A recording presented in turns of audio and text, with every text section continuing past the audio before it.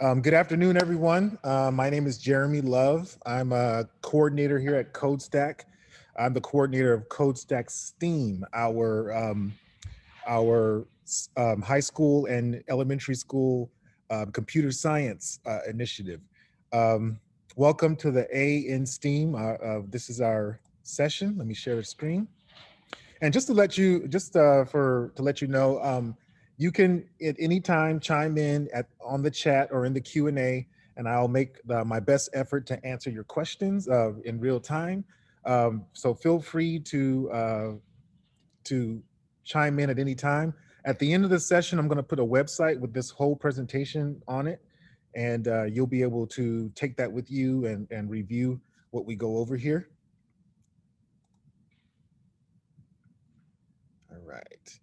Um, so this is the A in STEAM, and we all know that STEAM is science, technology, engineering, and math, and they added the A, which is art. Um, but first, let me tell you a little bit about myself. As I said, my name is Jeremy Love, coordinator for CodeStack STEAM.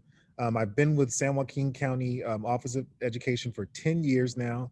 I've been a classroom teacher for most of those years. Now I'm expanded, and I want to help teachers and bring computer science to everyone. I've been a tech mentor, a curriculum writer.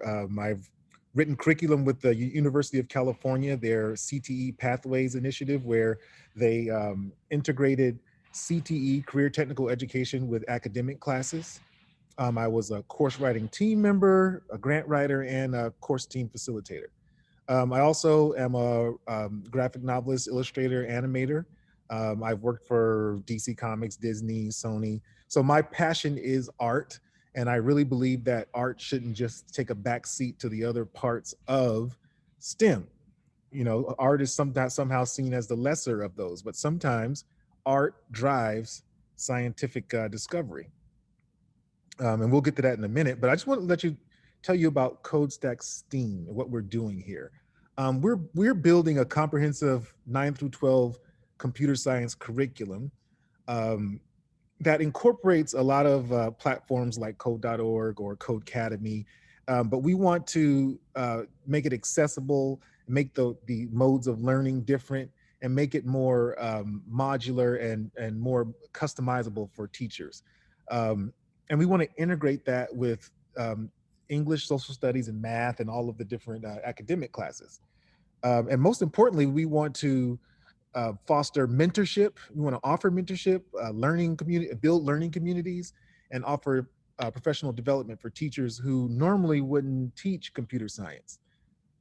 The curriculum that we're building is meant for all students. This is not an AP computer class. This is a computer class for students who wouldn't normally um, be considered the ones that would do such a things, and the teachers that would teach it. So, and the curriculum that we're building, it incorporates robotics, video games, computer graphics, wearable technology, streaming music, and smart devices. It's really designed to be a fun, real world, hands-on group of lessons. Okay. It's also aligned with the 9 through 12 computer science standards. One of our curriculum writers was on the team that wrote those standards. It's University of California A through G approved, and it's also aligned with the CTE the CTE standards for information and communications technology. And we're looking at rolling that out in 2021. So next year, around the fall. So if you want any further information about that, I have my email. I'll put my email also in the chat. Let's see. So if you want to email me for any reason, for any other information, feel free to do so. Okay, so let's get started. As I was saying before, we know that STEM, science, technology, engineering, art, and math, and math was the first acronym, and then they added A, which is STEAM, science, technology, engineering, art, and math. And the art somehow gets shortchanged, but that is a lot of students. They come to science and engineering through art. not only students, but people in general. You know, artists use science and technology and math and engineering to achieve a certain aesthetic look or just to get their vision exactly the way they picture it in their mind. A painter uses chemistry to mix paints and uses engineering to decide what kind of paper or what kind of canvas they want for a particular type of paint. Music is pure math. So when you write music, you're actually performing a mathematical function. Um, the the last picture I have here, you'll see those grids on your iPhone. That's the rule of thirds. That's a mathematical concept, and the rule of thirds, you use that to create pleasing compositions.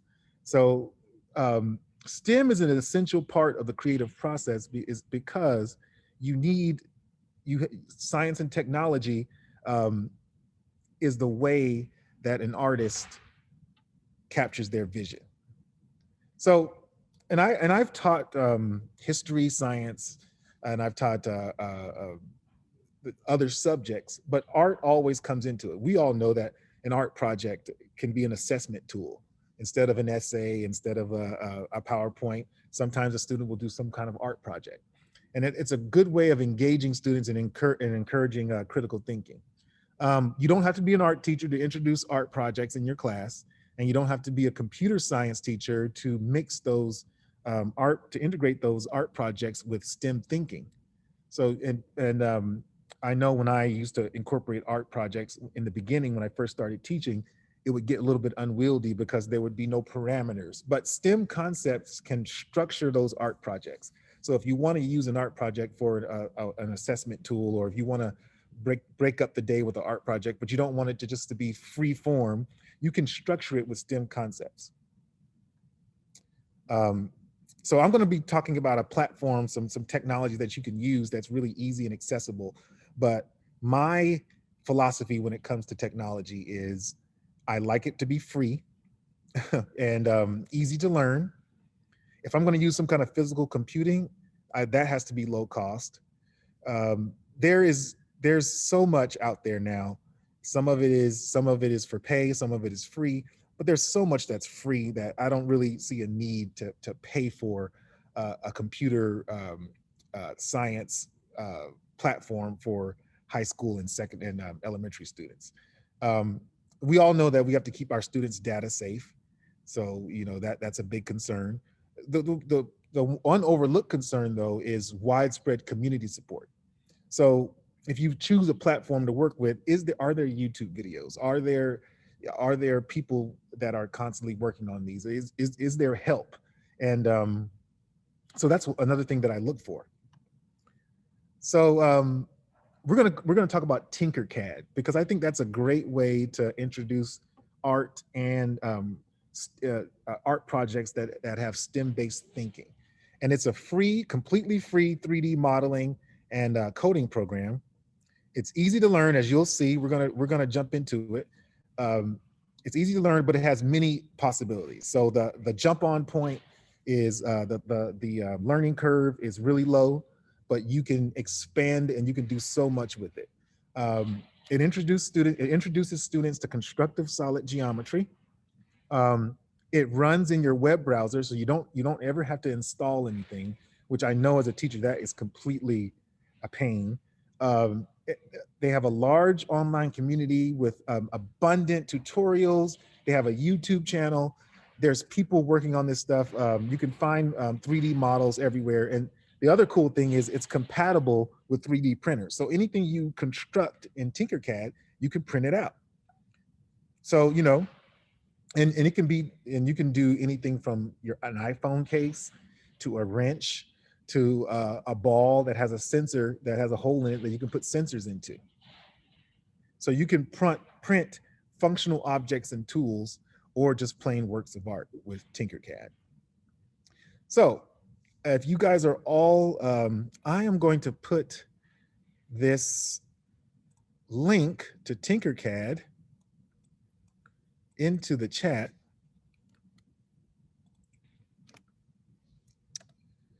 And if you guys could go there, I'm going to log out so you guys can see what I see. If you have any trouble, just like I said, feel free to drop a note in the chat and let me know that there's something is going wrong, or if you need any help, let me know.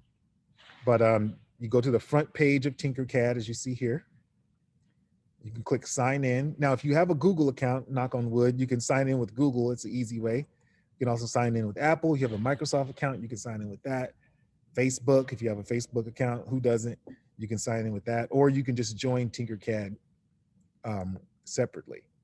So I'm going to give you guys a few minutes to let's get logged on, because we want to let's get hands on and see what we can do with this.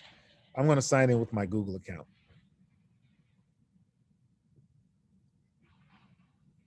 Give you guys a few minutes for that.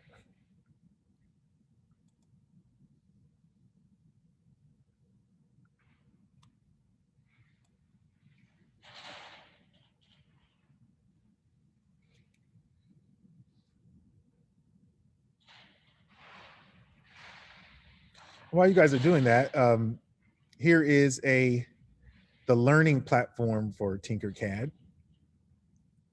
They have a wide variety of lesson plans. And as you can see, these lessons cross different subjects.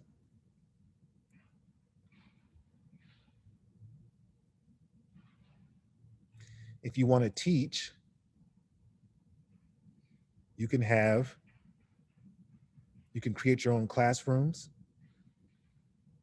It's completely compatible with Google Classroom. I use it with Google Classroom with my students.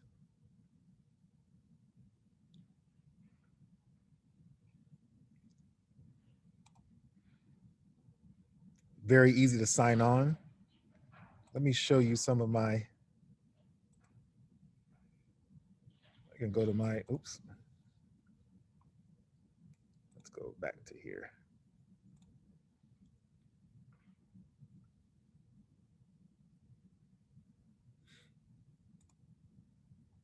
I have my classes here, as you can see.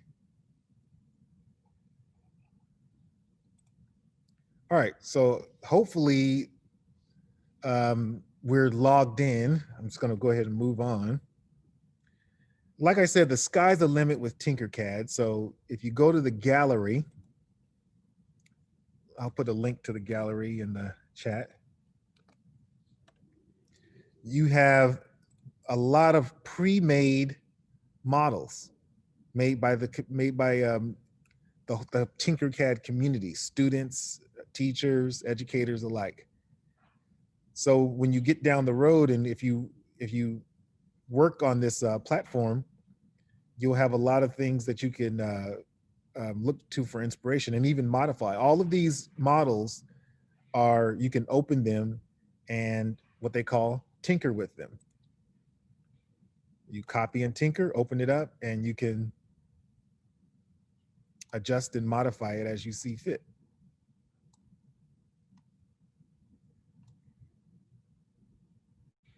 So that, like I said, that meets my criteria for things. I like things to have a deep community and a support system, because you're always going to have questions.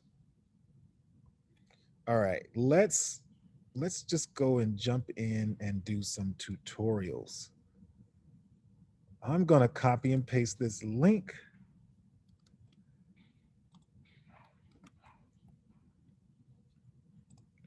That link that I just put in the chat is a link to the starter projects, and it just teaches you some very simple basics. And I just want to give you an idea of just how simple it is to use this platform. But I did show you the gallery and how complex those models were. But this is like the simple. This is where you can start, and it's very simple. Let's click place it.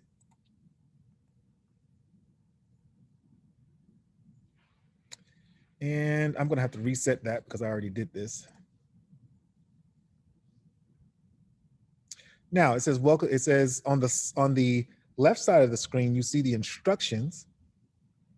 And it tells you exactly what to do. Drop a red box into that orange transparent box. There you go. And then click next. So I'm going to let you guys work through this. Let's work through this for a minute and for a few minutes. And let's look at all these features. I'm going to kind of quiet down and let you guys work on it. Hopefully you are. If you're not, you're watching me. I'm going to have to reset every single one of these because I already completed them.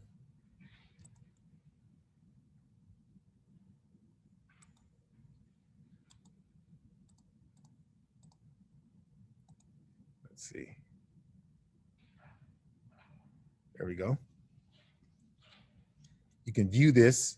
You can zoom in with these buttons, or you can use your mouse trackball. Your center mouse button, trackball. That's old school.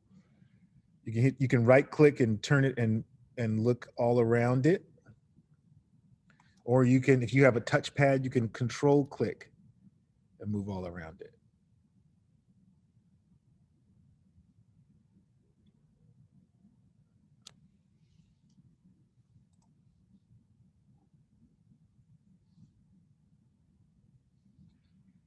There's the zoom in gesture. All right, let's go to the next one. All right, I gotta reset mine. So hopefully you guys are working through this. Let's just play with it a little bit. You can see the possibilities. Should I move these? This might seem easy to us, but for a third grader, which I think third grade is probably the youngest you want to go with this. For a third grader, this might not be so straightforward.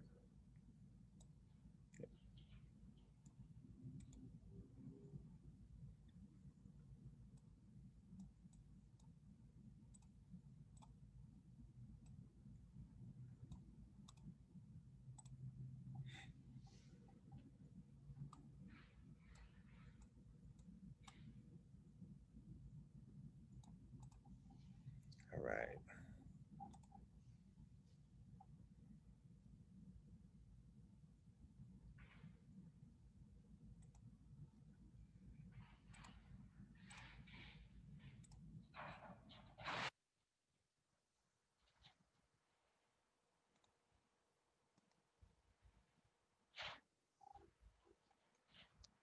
All right, I want you to just move these. Let's see if we can do that. Let's see.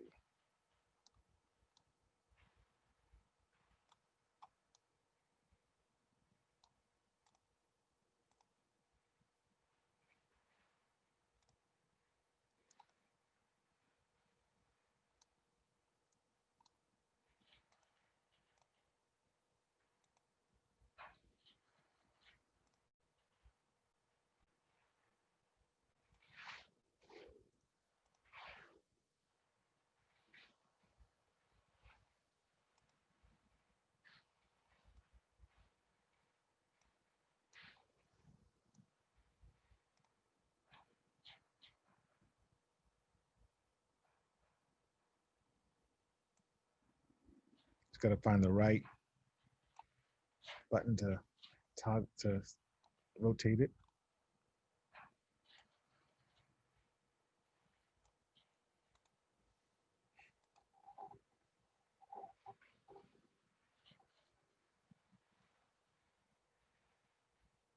Like I said, if anybody has any questions, let me know. Do a few more of these.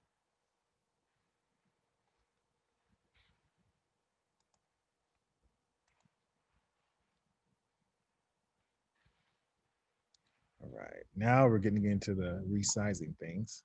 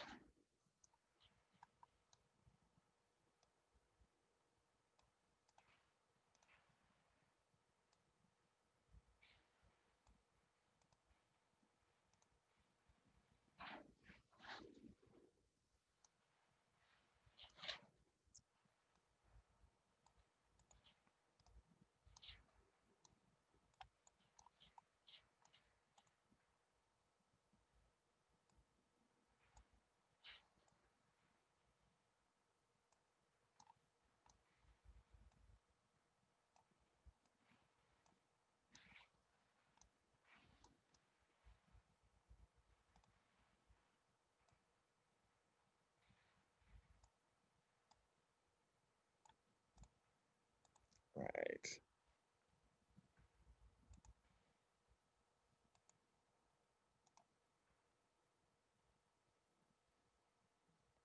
It's an interesting one here.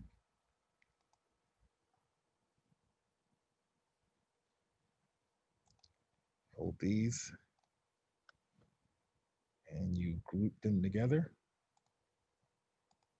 The group button.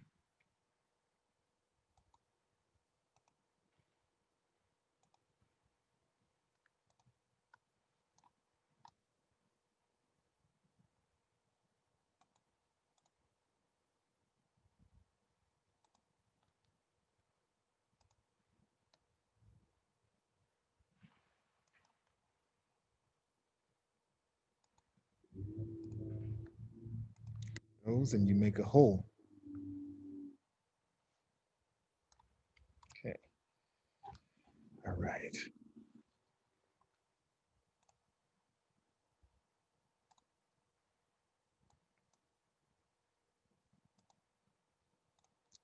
Last one. And set. Right. You're gonna choose the align tool. Just hold shift and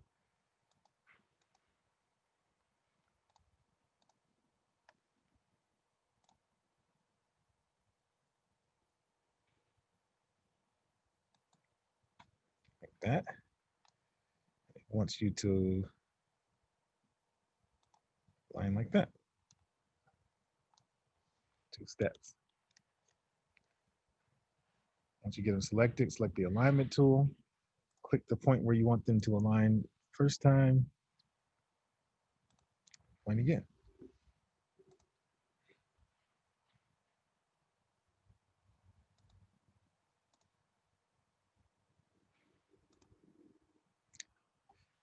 All right.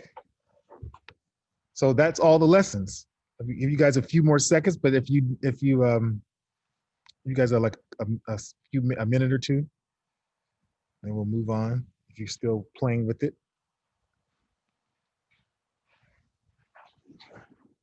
But while we do that, I'm going to show you, you can also drop in texts and numbers.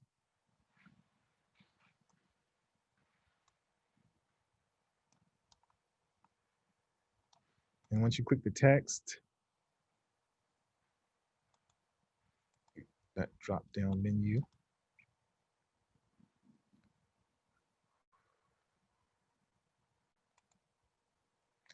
Click this and you can change the text.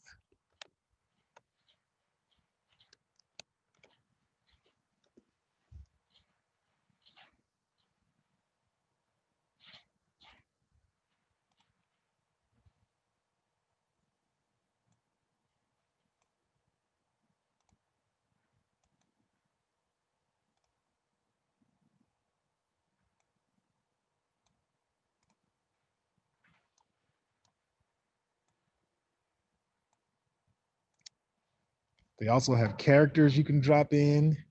There's a lot of pre-made items you can drop in. See all those? Drop an egg in there. So some things you don't have to draw. They also have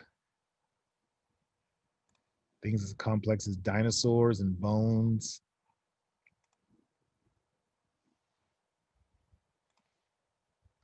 They have materials that you can make at home.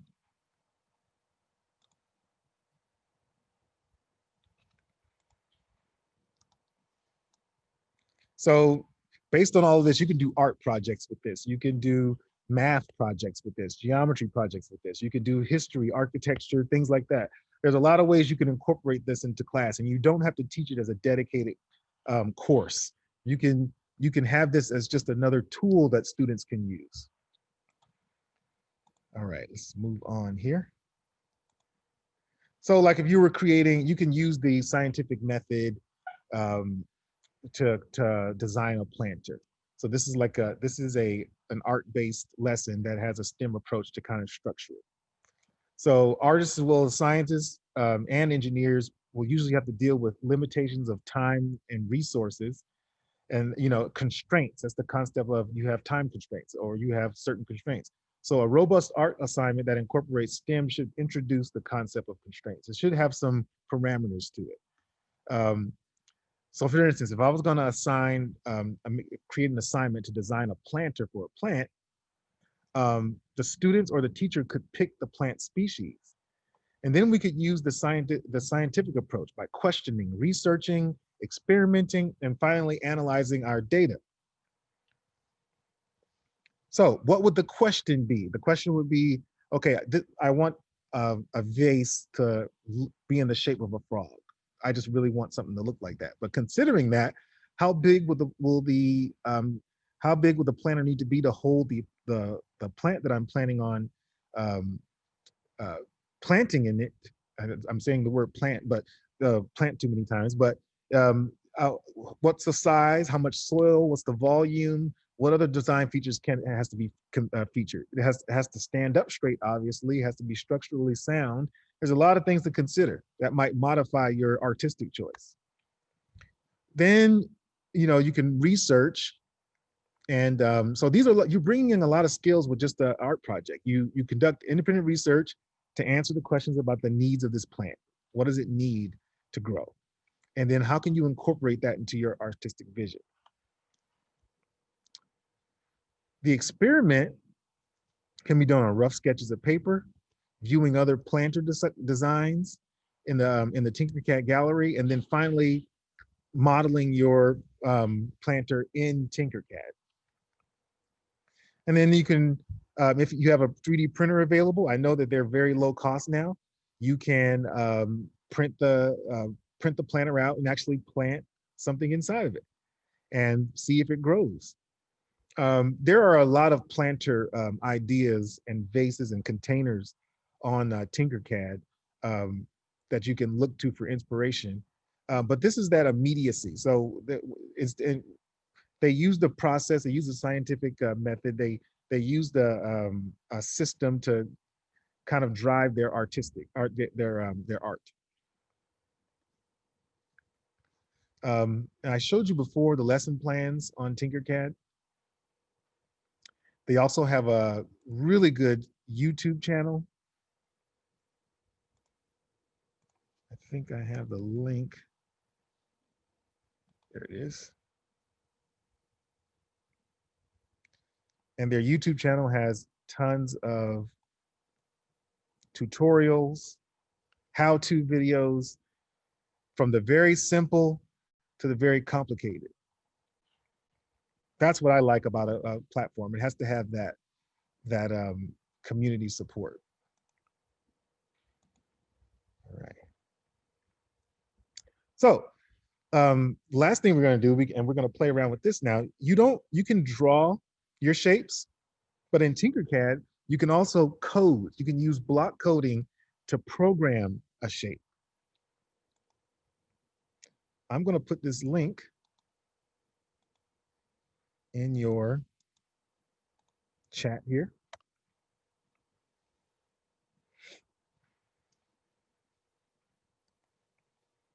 They have a lot of starter designs. But once you click that link, I want you to click the intro to shapes. Give you guys a few minutes. Let me know out there if I'm going too fast or if you have any questions.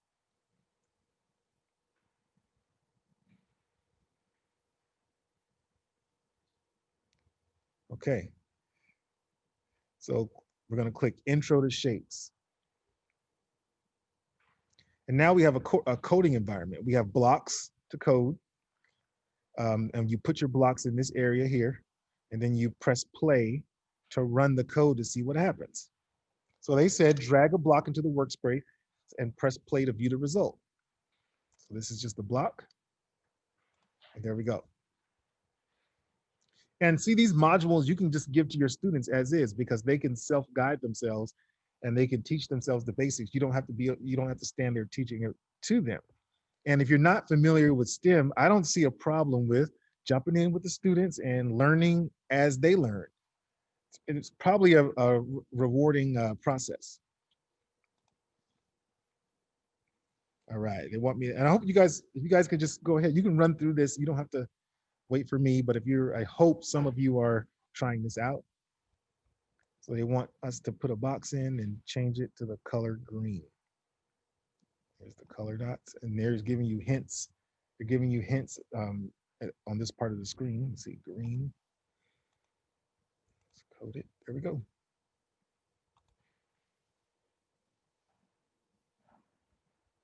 Hope, I want you guys to follow along too, so I hope you guys are.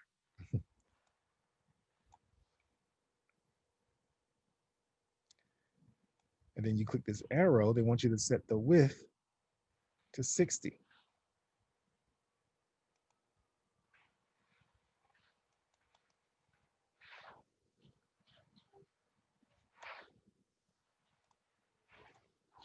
There we go. I keep going here. Oops, I skipped one. Yep, I did. Calculate the size. The box is 20 by 20 by 20. Make a box that is 2 times the current length and 3 times the current height. Drop that in there, open up my, okay, they want it 2 times the length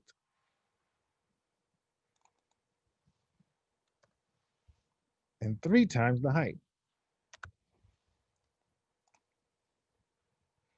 Oops, that's, I just put the code there and didn't run it.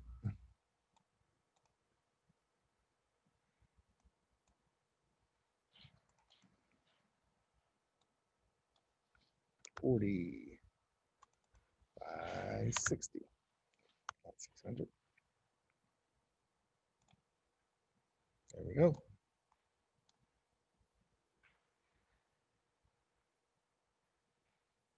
Create several boxes in the vary in a see how they overlap. Let's do that.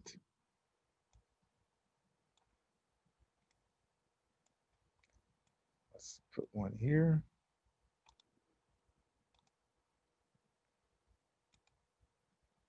Oh, there's ones right in the middle. What happens next?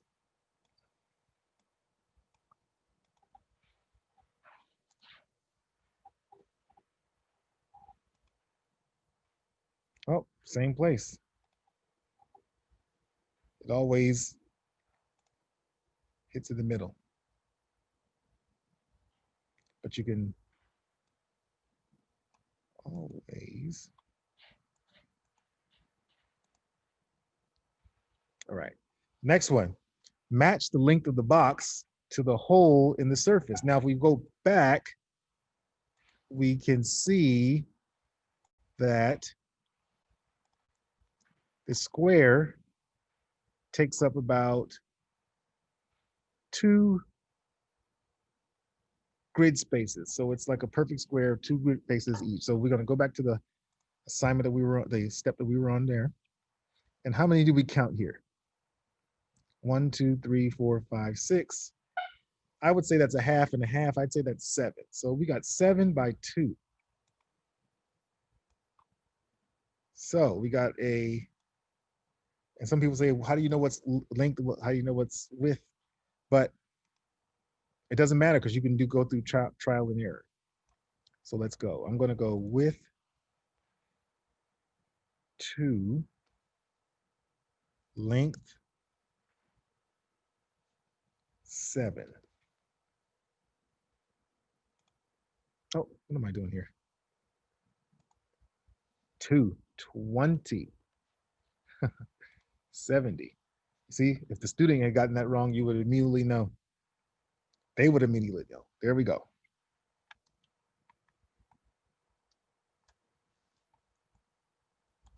Continue.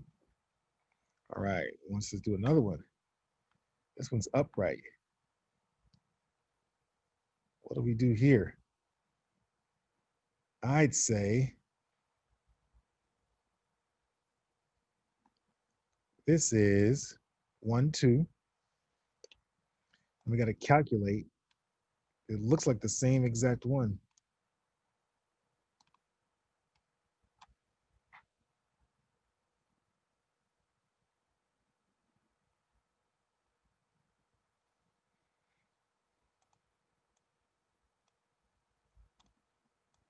So it's height. Let's try 7. Let's try 5. 20 wide, 5 high. Oh, it's not nearly enough.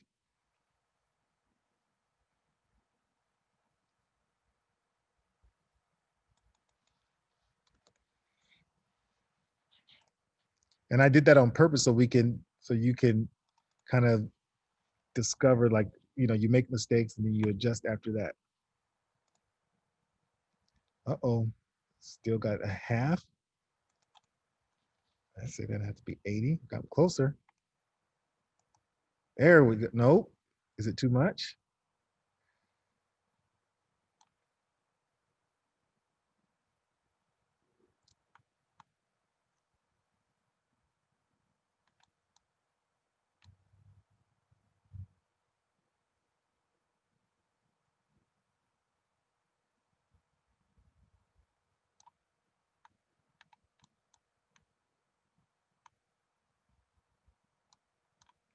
I don't know how that's okay.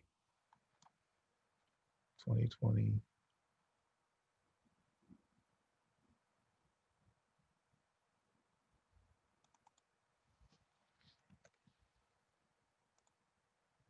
There we go. I just had to make the width adjustment. All right. Uh-oh. It's getting tough now. We have to get both of these. So we know that's 80 across. 1, 2, 3, 4, 5, 6. That's 70. Then how high is it? 70 by, 80.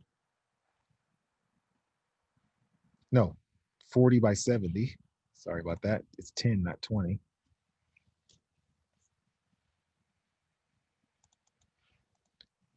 Let's just guess. Let's see.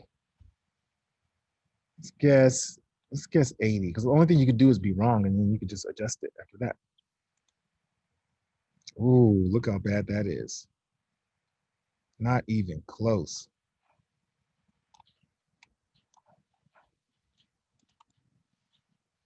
So I have to switch it around.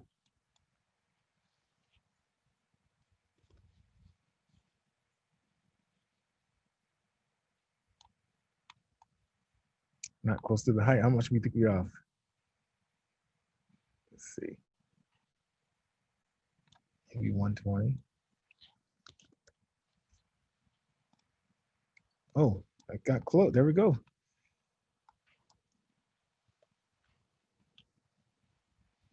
But yeah, you can code with these as well as drawing the blocks out. Let me give you guys a few minutes to work on that. I hope some of you are trying it. Like I said, if you have any questions, hit me up in the chat or in the Q&A.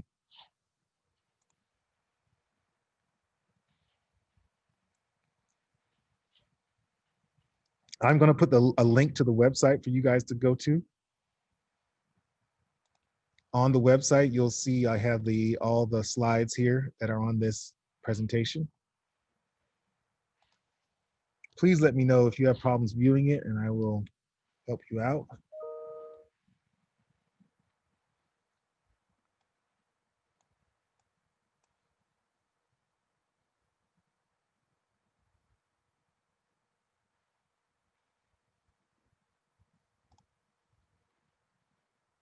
All right.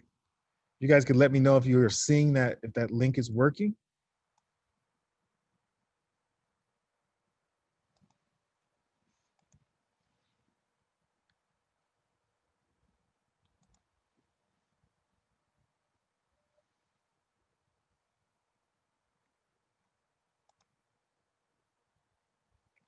And once you get finished with that part, we can go to the moving the shapes.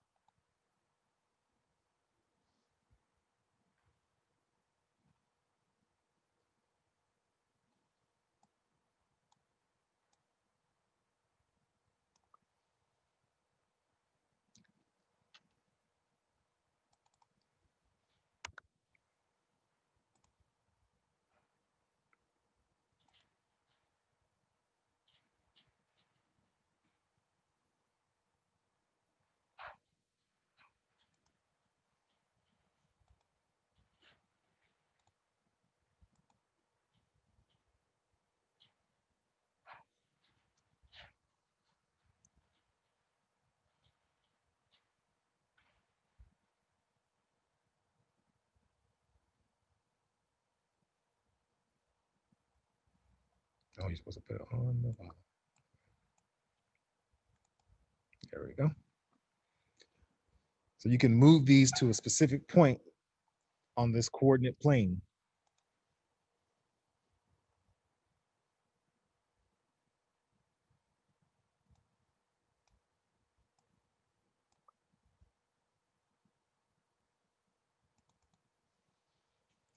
That's 80. Oh, there it goes.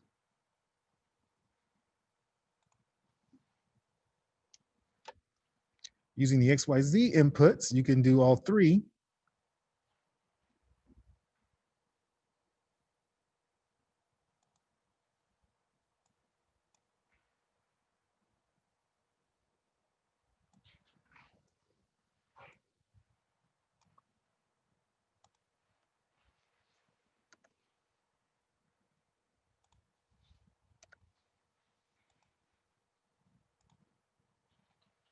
There we go.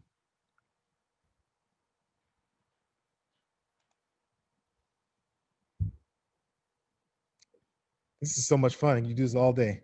Now they want you to get it to a specific part, only using the XY coordinates. So the middle is 0. And we know each part of the grid is 10. What can we do? That's 1, 2, 3, 4, 5, 6, 7, 8. Not 8. That's 80. 180 on the y-axis, and then negative 1, 2, 3 on the other one.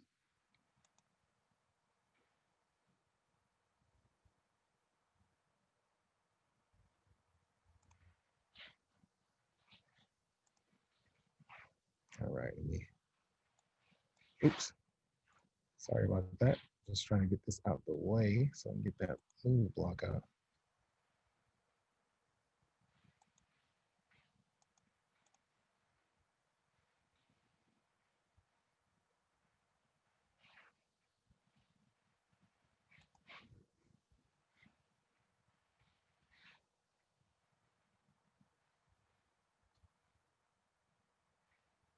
Can't see my.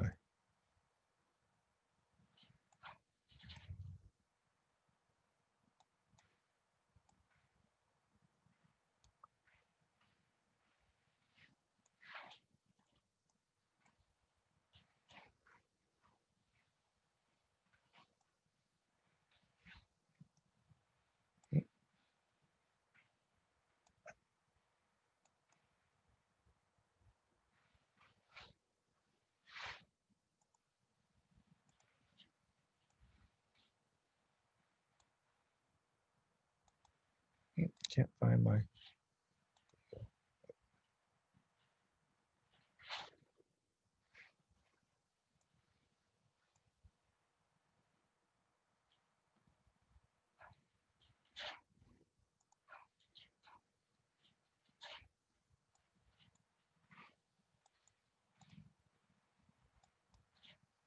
See, my modify blocks are behind this little tutorial thing. So I think I have to stretch out my screen to get to it. It's underneath.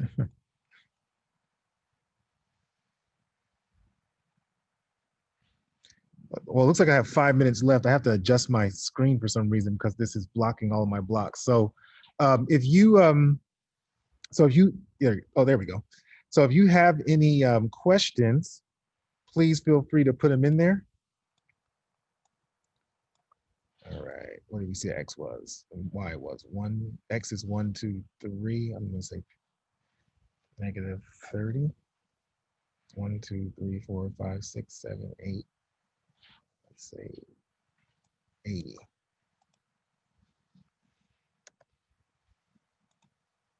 And the star, negative 1, 2, 3, 4, 5, 6, 7, 8, or 6, 7, 6, because that's the center.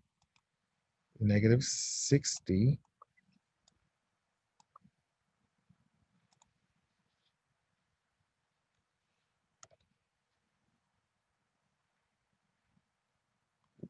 1, 2, 3, 4, 5, 6, 7,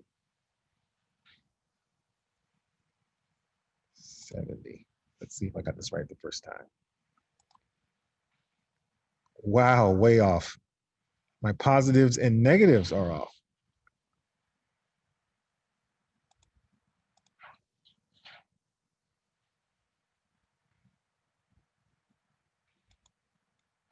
I think my X is off right here.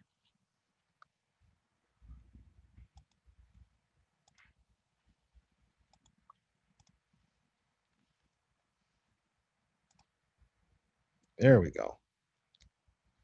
Okay. Oops, it didn't get right in the center. All right, so as you can see, that's trial and error. All right, so at the end of this presentation, there are links and there's also my email. I hope you guys enjoyed what you heard.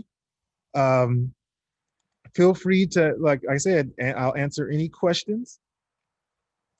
Oh, I see someone said the link works. That's great. So now we can, I hope you guys enjoyed this session and my other sessions. Feel free to contact me if you need any help. I really enjoyed this, and thank you all, okay?